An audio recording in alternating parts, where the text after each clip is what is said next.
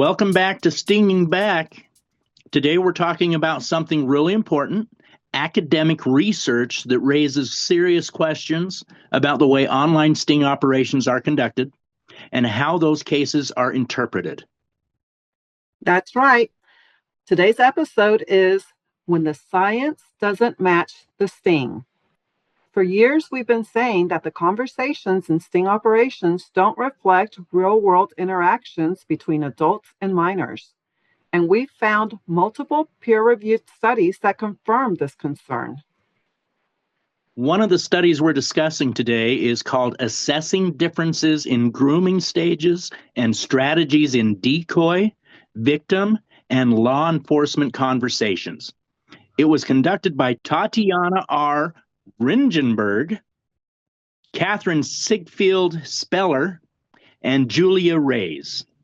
What these researchers did was compare 3 different types of conversations: chats with real victims, chats with law enforcement officers posing as minors, and chats with civilian decoys used in sting operations. And the results were pretty striking. The researchers found that the flow and behavior of these conversations were significantly different, especially during key stages like when sexual topics come up, when risk is being assessed, and when a meeting is discussed. So let's talk about why these conversations would be different between a decoy and a man versus a conversation between a real minor and a man. And that has to do with the nature of the online spaces that these sting operations are being conducted on. These are the websites or apps that the men are being lured from. And what most people don't know, what the courts and the juries are not hearing about, is that this is set up from the beginning to lure the men into a sexual conversation. With an adult. Exactly, with an adult. Most of these are adult websites where you have to confirm that you are an adult, or you have to accept or claim, you have to claim that you are an adult when you create your profile or post an ad, and you specify that you are seeking to engage an adult man in conversation.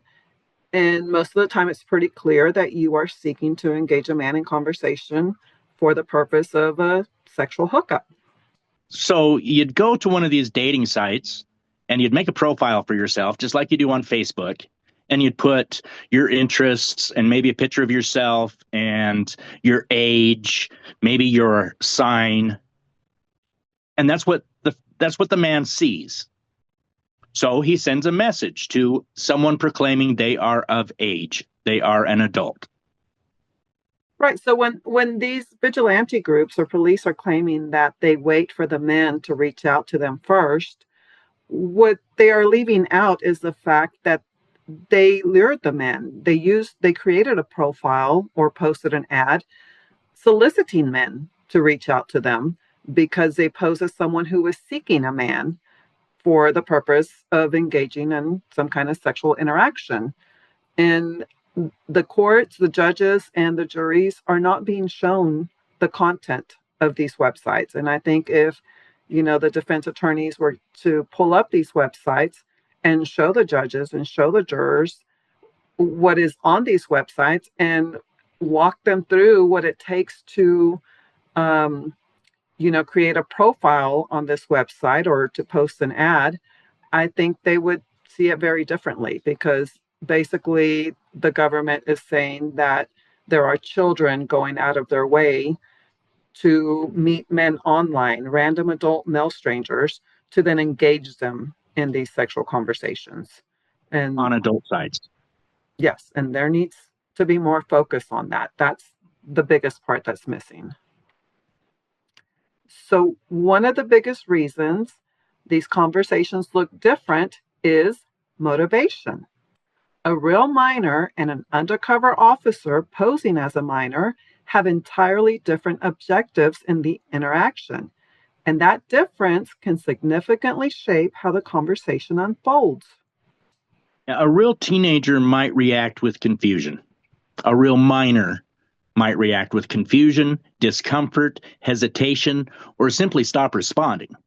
But officers and decoys are trying to gather evidence quickly while also avoiding accusations of entrapment. But are they actually avoiding entrapment? And one of the biggest flaws in our justice system is the definition of entrapment. It's different state to state. And that's something, if you're listening to this and you're in Florida, look for the entrapment laws. If you're in Ohio, look for the entrapment laws, and you'll see that they're quite vague. They're not very defining. And we have found that they also apply the standard of entrapment different to different sting operations. For example, the drug sting operations or the prostitution sting operations. The standard of entrapment that has been applied to those apparently does not apply to these online sting operations. In these online sting operations, when the government or the vigilante group offers a minor to men who were clearly not seeking a minor for sexual interaction, they were clearly seeking a consensual adult, and they were in the right place to find that.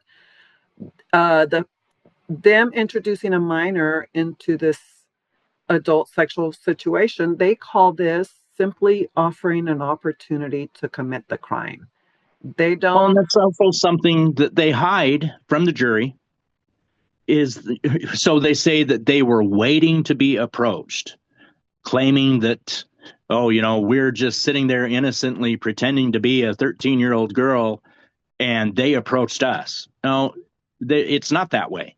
They make the ad saying that they're an adult wanting to do kinky, all kinds of things on these profiles where men are approaching women, adult women, to engage. And then they flip the switch, and the juries, I don't even know if the judges are even told exactly how this works. Right, because the way the prosecutor presents this is that the men reached out to this person because he supposedly believed or thought this was a minor. And so they intentionally leave out the fact that the man reached out to this person because he believed this to be a consensual adult who was seeking to meet a man for a consensual sexual interaction. So they intentionally misrepresent that fact. So right, and if you've listened to some of our other episodes, about the grooming. So the way these real predators work, they're going on Roblox and all the places where the underage kids are interacting with the other underage kids, and they go in and start playing these games and talking in the chat, looking for the vulnerable minors. That doesn't happen on adult hookup sites. Right, but that's what they try to present it as to the public. Like when they report this in the media, they make it seem like these men were seeking minors online, and like they just approached a minor who was, for example, on Roblox or just on Snapchat, a regular, website that minors use online. They don't point out the fact that this would have been a minor that went out of his or her way to go to an adult online space and took the time to create a profile, an adult profile, or post an ad specifically for the purpose of soliciting men, random adult male strangers. Like they don't put the focus on that at all, because that, of course, would it works against the case they have created. And so what they actually do is they avoid the appearance of entrapment by omitting those important facts, that important information, and they put the focus on just he reached out to them, he was told this was a minor, and he continued the conversation. And look at the things he said. He said these very dirty things to this person who's supposed to be a minor, and then he showed up to meet them to do these things with them.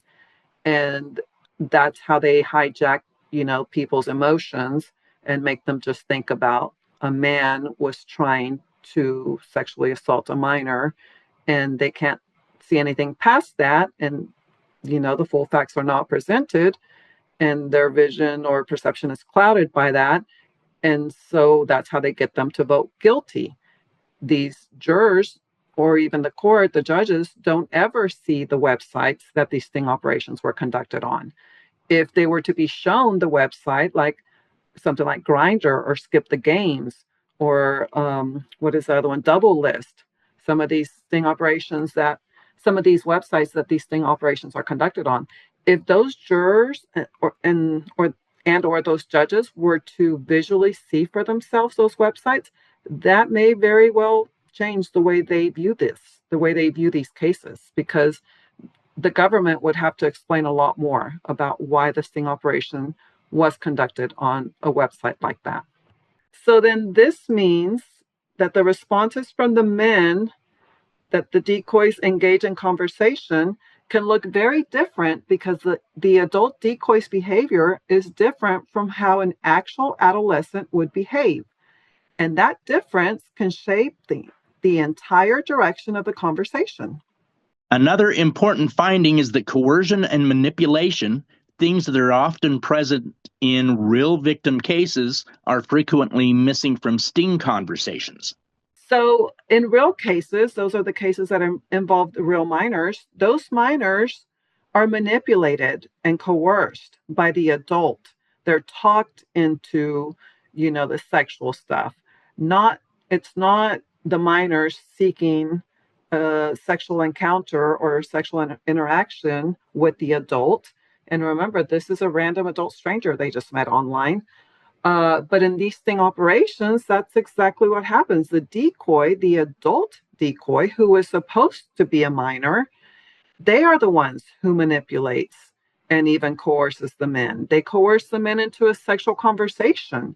They refuse to meet unless the man provides a sexual conversation. They'll continue to provide clues about sex. And those are pretty clear because of the website they are on. It's pretty clear. They indicated on their profile or on their ad that they were seeking to meet a man. And so they continue to provide clues about that. And so the roles are reversed. The adult does not manipulate or coerce the decoy who was supposed to be the minor. The minor in these sting operation cases doesn't have to be talked into any of this at all. The minor is eager and excited and even demanding the sexual interaction, which is simply not realistic. And that's exactly why these conversations are different from, if there had been a real minor involved. Well, and I'd like to bring up the ICAC standards. Every couple years, ICAC releases a new set of standards. And in those standards, it explains that they are not supposed to coerce. They are not supposed to manipulate. They are supposed to pretend like it's a minor being coerced and manipulated. They're supposed to let the men take charge of the conversation. But right, over and over again, we see in these stings and the vigilante groups, the decoy is coercing the man and manipulating the man. Oh, you don't want to talk sexual? Well, you're a loser. That's from the decoy. That's coercing. That's right. They'll insult the man if he provides the wrong responses to their clues, and they'll attack his manhood. Like, oh, you're just not man enough. You're scared. I've done this before with other men and things. So they're supposed to let the man lead and direct the conversation. They're supposed to let the man set the tone and pace of the conversation. That's exactly what it says in the ICAC standards. And remember, ICAC stands for Internet Crimes Against Children. In the sting operations, it's the exact opposite. The decoy is the one who directs the conversation, who sets the tone and the pace and everything about the conversation, which shows they are the ones doing the grooming, not the men. So it's just not realistic. It does not apply to real life cases of minors being lured and groomed and exploited online. Well, another point, an example of this, if you were to read through these conversations, and we have, a man may back out of the conversation, just stop. Maybe, he hasn't quite ghosted the decoy yet. He hasn't, blocked him or anything like that yet, but he stopped the conversation. And 10, 15, 20 minutes later, the decoy messages and says, "Oh, what are you chickening out?" Yeah, and then they minimize it and act like, "Oh, come on, like I've done this before. It's not a big deal. Um, what's wrong with you? Why would you? I'm just going to go find somebody else." Yeah. And they taunt the men like that, which is just not realistic. Even for adults who use the internet to seek casual sexual encounters, the behavior of these decoys and these sting operations is just not natural or normal. Like the men can pick up on there's just something really off about this person. Some of the men even think this person might be high or drunk or something, or might have some kind of mental disorder because this person is acting really strange, or they might just be low intelligence or something, but they can tell there's something really off about this person. Something off, but they don't believe it's a minor. Yeah. Well, it does. They know that it does not match the behavior of a minor. And this person clearly is showing that they are someone who can consent to this sexual interaction because they were seeking it and they're pretty much demanding it. So, this is something that psychology researchers have pointed out for years. Real grooming cases often involve pressure, manipulation, threats, and emotional control. But when the other person in the conversation is an undercover officer, those dynamics often don't appear the same way, just like we just talked about. And now another study by the same researchers digs into something we hear about all the time in these cases. The famous question, are you a cop? Exactly. The study is called "Are You a Cop?" Identifying suspicion in online chat operations with online groomers. This study analyzed conversations from Internet Crimes Against Children Task Force sting operations. The researchers looked at what actually causes suspects to become suspicious during these chats. And what they found is extremely interesting. Suspicion happens far more often in sting operations than it does in conversations with real victims. Gee, I wonder why. Right, exactly. So I wonder if it has anything to do with the behavior of these decoys is just not natural or normal. It's nothing any of these men had ever seen before or dealt with before. So is it reasonable that they would be suspicious and confused? Because these decoys are clearly not acting like any real minor. They're showing that they are consensual individuals. They know what they want, they know what they're looking for, they knew how to find it, they know how to communicate that to a random adult male stranger they just met, and they're claiming to be a minor. Sometimes they'll even say that they're 13 or 14 and that they've never done this before. They'll even use the V word. They are a virgin. They've never done this before. And they present themselves as very confident. They they know what they want and they know how to ask for it or demand it. They're pushy, they direct and control the conversation. They make it pretty clear that they're looking for sex. And when they provide clues about it, if the man does not respond the way they want that man to respond, they'll punish his responses. They'll insult him. They'll call him like a creep, or they'll attack his manhood, and they'll taunt him and say, I've done this before, and you're being weird, and maybe I should just move on if you're not serious about this. And then when he provides the right responses, like he provides sexual conversation, they reward his responses right away. They'll compliment him. Oh, you're cute, and I really like you. They'll right away agree to meet him. They show excitement. And so it's not normal or natural for, a 13-year-old virgin who's never done this to be acting that way. And that's what they present. So it's clearly role play. And the researchers have identified several triggers that caused suspects to question whether they were talking to a real person or law enforcement. Of course, why wouldn't they think that? Things like the decoy asking certain types of questions, avoiding certain topics, or behaving in ways that didn't feel authentic. What are some other examples that we have seen, Em, about what they do? Gosh, we've covered so much.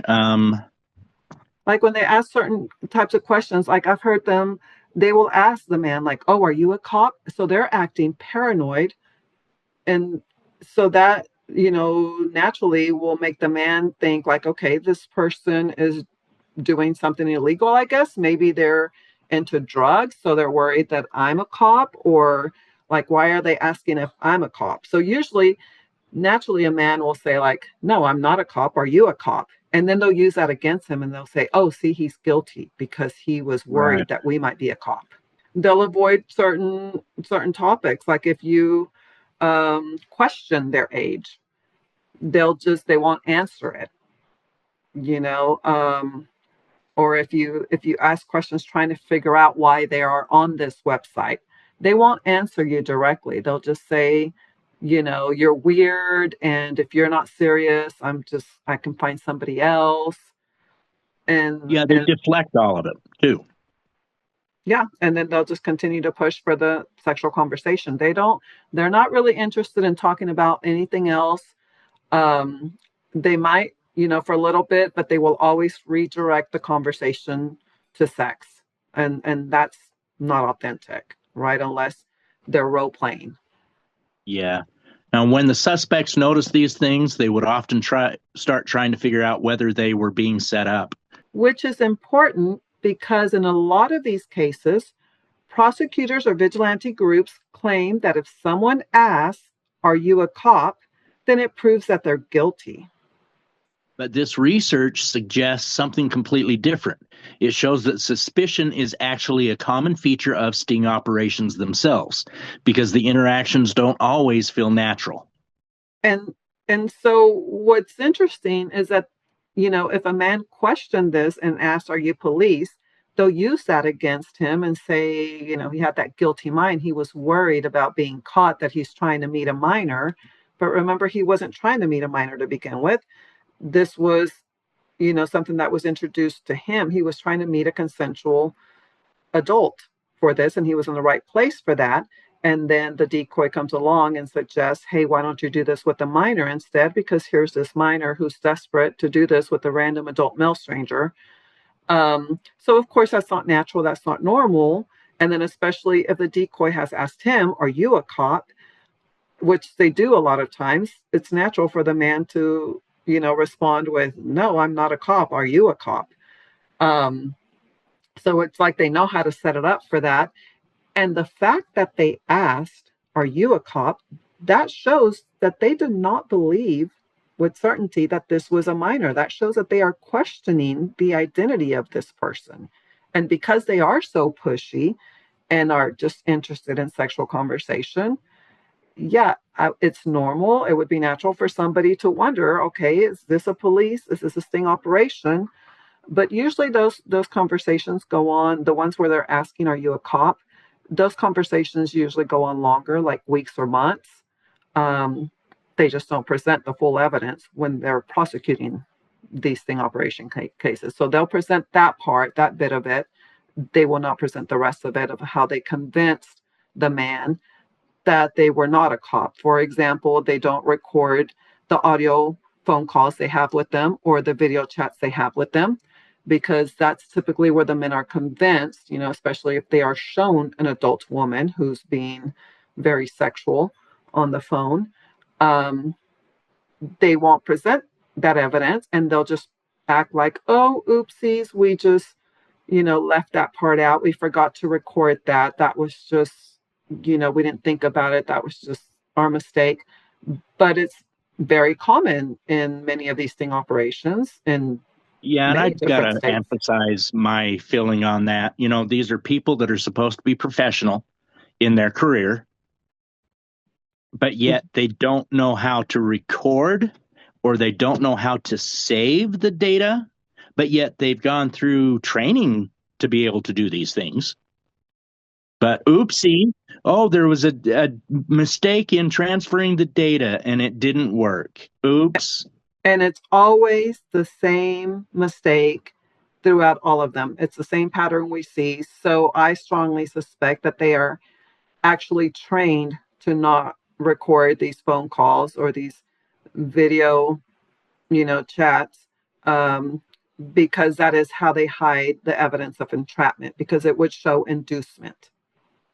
And so I don't think it's a coincidence that we have seen in many of these cases in different states that, they forgot to record the audio conversation or the video Well, and it's conversation they also had. because so those elements of entrapment and using the adult websites and profiles, that takes money out of their pockets. If it was found by ICAC that they were not following the standards presented by ICAC and the Department of Justice, they don't get the grants. No, they have to keep the numbers up of the cases they create in order to keep that grant money coming. So that's why they hide any evidence that they might have entrapped someone or induced or enticed. It's because they lose the funding from the grants. They don't get to claim their extra hours on their paychecks. Right. So they are incentivized to create these fake cases and to keep creating them because they want to keep the money coming in, the grant money. And that's what it's really about. And some of them just enjoy, this role play because they get to go on these adult sex websites and spend, their time on there viewing all this adult content. And they're not judged for it because they're supposedly there to protect children from online predators. In fact, I heard that, those on the ICAC task forces actually volunteer to be on these, ICAC task forces.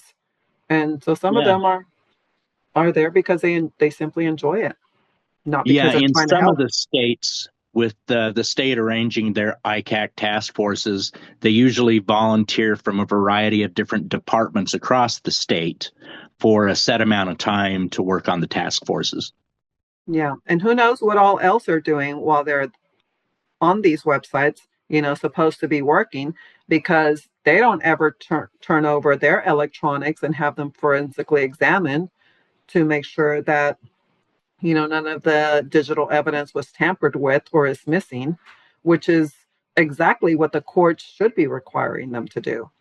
They Yeah. should The courts should not even be allowing any of this digital evidence if it has not been confirmed to not be tampered with, or, to have any of it missing, which is typically what they do. So that's another big problem with these cases. Right. And if a defense attorney does ask for the devices that law enforcement used, it's denied. Oh yeah, or they're conveniently missing too. Like Right. they got rid of them, not knowing or not thinking that they might need them. Yeah, it's always something convenient, to favor them and the fake cases they created. It's always about covering their own behinds. So the third study we're looking at today takes an even broader look at the sting operations. It's called Punishing Disposition: Sting Operations on the Internet, and it's by Jae Woong Shim. This research focuses on the concept of predisposition, which is often used in court to justify sting operations. Predisposition basically means the idea that a person was already inclined to commit a crime before law enforcement became involved. But the study points out several problems with that assumption. First, the concept of criminal disposition is actually poorly defined in law. Courts talk about it a lot, but there isn't a clear or consistent way to measure it. So what have we found in that courts are doing when it comes to predisposition? We've watched some of these hearings, like the Curry case out of Washington. That was a federal case where they talked about whether or not he was predisposed, and the judges point out, he was looking for an adult on an adult website, and then the government came in and offered him a minor, and so that is inducement. The other part of predisposition, they say, is did he have a history of, I guess, seeking minors online or attempting to do such things with minors, or had a history of actually doing it. And unfortunately, in some of these with the jury hearings, they don't allow during the questioning and picking the jury. Do you spend time on adult dating sites? Do you use social media? And anyone that raises their hands and says, yes, I've used the dating sites, they're thrown out. They're not allowed to be on the jury. So they get people who really have no concept of any of this to sit on the jury. And some of the predisposition that the prosecution will argue is saying, this guy had a history of getting on these adult sites. He's predisposed to hook up with anyone. Yes, that's exactly what they'll use. And they do. The government wants jurors who are not familiar with these websites. That way they can make these jurors believe what the government wants them to believe in order to find the man guilty. And what they'll say also, and because those jurors, are not familiar with what's on there, they don't know that it was set up to be sexual to begin with. And if they were to see those websites, they would know that, right? So the government will say, well, he was told right away that this was a minor. They conveniently skip over the fact that he was initially told that this was an adult because he responded to the profile of an adult or to the ad of an adult. And in some of these cases, he didn't even respond to them. They responded to him. They responded to his ad or his profile. But they responded to him as an adult. So when he, the initial contact, either he reached out to them or he responded to their soliciting him, he assumes it is an adult. So he's responding to an adult, not to a minor. But they say, oh, but then, within the first few contacts, they let him know I'm only 15 or I'm almost 15 or whatever it is they say. And he continued the conversation. At that point, he's supposed to know that he's supposed to stop the conversation, and he's supposed to say, oh, no, I cannot, I'm not interested in minors. And he's supposed to block them and move on as if it's normal for a minor to be, seeking and soliciting men on a sexual website like this, and then just straight out letting them know, oh, by the way, I'm 15. I need you to know that I'm 15, and I need you to be okay with that. The problem is that that's not a normal situation. If it were a normal situation, then yes, we can expect for somebody to respond in the way the government says or expects them to respond, but it's just not realistic. The natural response is for them to be confused. You're 15? Why are you here? Or why are you telling me you're 15? It's kind of weird that you're here soliciting random adult male strangers for a sexual interaction, and you're telling me that you're a minor. Is this role play? Is this someone catfishing me? Is this a real minor that needs help? Like, something is really off here. So it's not unnatural for someone to want to continue that conversation, especially because it's hard to find somebody who will engage in a conversation on these websites if you're a man, because there's so many scammers and bots and things like that, right? So there's a lot of them that just assume this is someone, it's the Nigerian princess that's, right. And then they put out like mixed signals, and that's why the man continues the conversation. It's designed to keep them engaged because they put out mixed signals. Oh, I'm a minor. Oh, I'm a sex freak who's desperate to meet you, to do these things with you. Oh, but then remember that I'm a minor. I'm only 15. Oh, are you sure? I've never done this before. So they go back and forth, and then they select which parts of the conversation they show the jury. Yeah, Um, more of the psychological research shows that human behavior is strongly influenced by context and environment. That's exactly what you're leading through. and that means that the situation itself, including how a sting operation is conducted, can influence how someone behaves. So, again, the environment that this is happening in is a online space that is used by consensual adults to engage in sexual interactions, fantasy sexual conversations, or, discussing meeting up for a casual sexual encounter. Yeah, the study also points out that sting operations sometimes rely on strong inducements, meaning the environment created by investigators may play a significant role in the outcome. And again, like I've said, I really think it would make a difference if the judges and the jurors were to see exactly what is on the website that the sting operation was conducted on. And I Yeah, think and that goes also, out to, our some of our listeners and trolls. You don't hear the whole story. no, if you have not visited the website yourself, and if you don't know what it takes to create a profile there or place an ad, then you don't have the full story, because that right there, I think, is the most important thing to understand about these sting operations.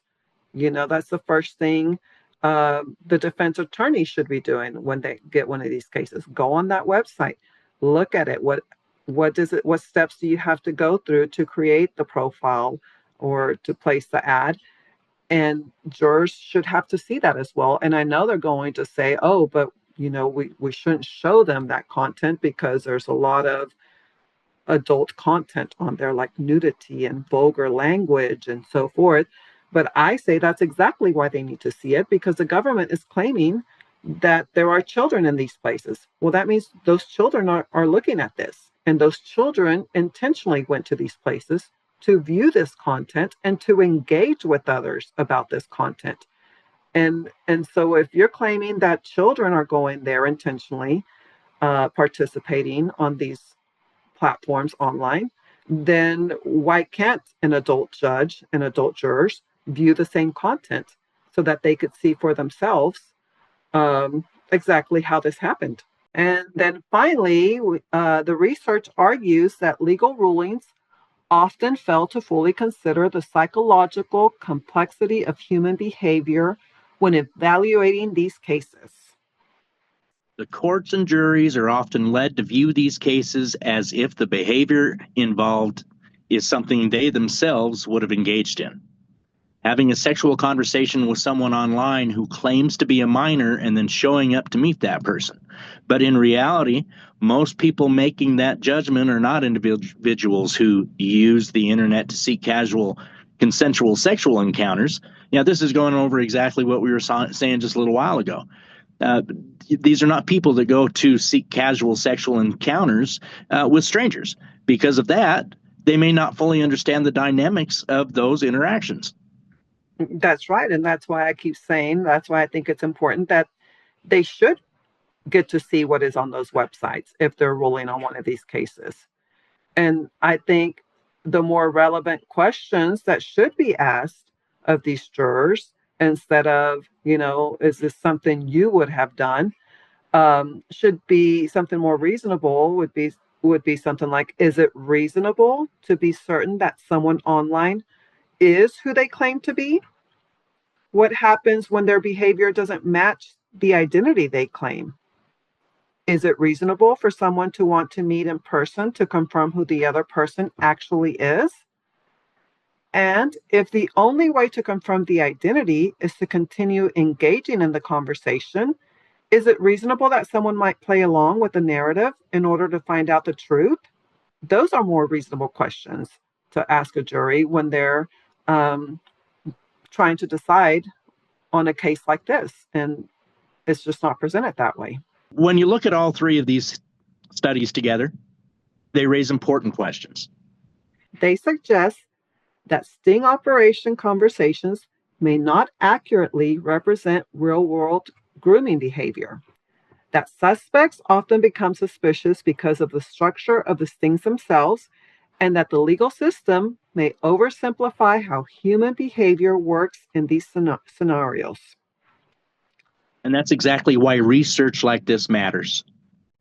Because when policies, prosecutions, and public narratives are built around these operations, it's important that the assumptions behind them are actually supported by evidence. If you've been watching as you've been listening, you have noticed that we have put up some pictures or some images of some ads of what some of these ads look like on these adult sexual hookup sites. Some are from stings and vigilante groups, and some are real. So we wanted to present these because we want you, the viewer, if you have never been on one of these websites, we want you to see for yourself what anybody who goes to these websites would be seeing. And this is why what I've been talking about, if the judges that are working these cases and the jurors were to be presented with these visuals, I really think they would see these cases differently, because they would have to acknowledge the fact that the government is claiming that there are children who are going out of their way to visit these online spaces.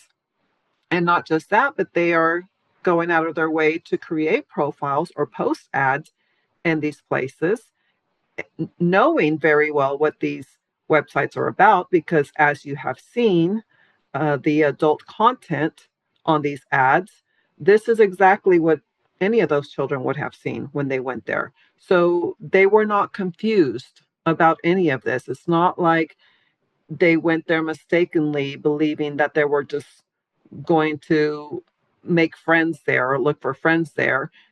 They very intentionally posted ads or created profiles in these places for the purpose of meeting men, because they will specify on their ads or their profiles that they are interested in meeting men.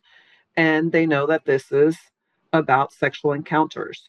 So there is no confusion about any of that. I think that the government should have to explain why they believe that there are children who are going out of their way to go to these adult places instead of going to regular places that children go to if they're just interested in meeting friends or looking for attention, or looking to chat with somebody about regular kid stuff.